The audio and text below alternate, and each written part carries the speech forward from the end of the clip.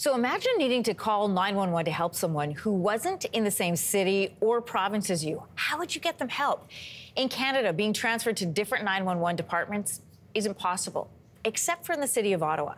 There, one man's experience led him to push for change. And now he's raising awareness so that all Ontarians can have access to effective emergency response services. Michael Wood is a community advocate and consultant, and he is joining us this morning. Welcome. Good morning. Thank you so much for having me on with you. Thanks for being here. Listen, explain to us, what are the new proposals for 911 services? Sure. So the system has been a monologue system, right? Or an analog system. And the problem with it being an analog system, calls can't be transferred.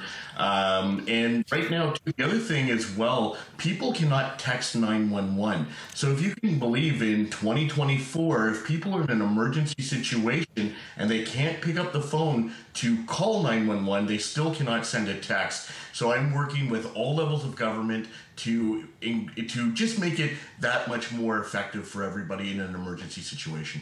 And how are people reacting to this change? You know, the numbers here in Ottawa, this is the city where, you know, I worked with them. I live here to make this happen. If we look at the numbers, from mid-November when the changes were implemented that calls could be transferred to the end of May, there's been 435 call transfer requests. A lot of them are mental health, so a lot of people are in full support of this, if not all people are in full support of this, because right now we're in a mental health crisis, and there's all the obviously other challenges that come forward where we just need to be there to support everybody in our cities, in our province, and across the country. Ottawa's Public Safety Service wanted to let us know that if you are hard of hearing or if you're unable to speak, you have been able to text 911 in the past, but they describe as a bit of a clunky system, people who use it. And how are the changes going to be an improvement, not only for that community, but for everybody? Well, as an example, and where this started from was my brother was sending me end-of-life messages late in the evening back in 2022. And he was living in Toronto. I called 911 and I said, please transfer me to Toronto. I need police and ambulance.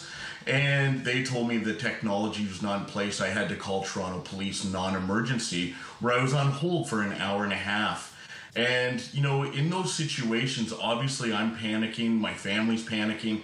And if in this situation now where calls will hopefully be transferred across the country coming, they say 2025, I've heard from sources it could be 2026 that this gets pushed, but all of this will just help families and friends across the country be there for each other during difficult times. Yeah, well, you know, we can reach out so instantaneously now. It makes sense for emergency services as well. You mentioned it might be pushed to 2026. Do you know why?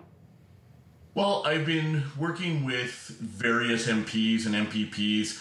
One of the MPs did connect me with the CRTC. I know that there's certain organizations that are pushing to extend the mandate. So right now it's mandated for March 2025 that all of the PSAPs, which are the public safety answering points, upgrade to what they're calling Next Generation 911 or NG 911.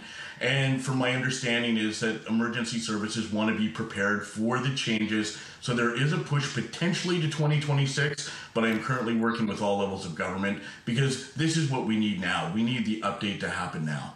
Yeah, it makes a lot of sense. Michael, thanks for coming on Your Morning today. Well, thanks so much for having me.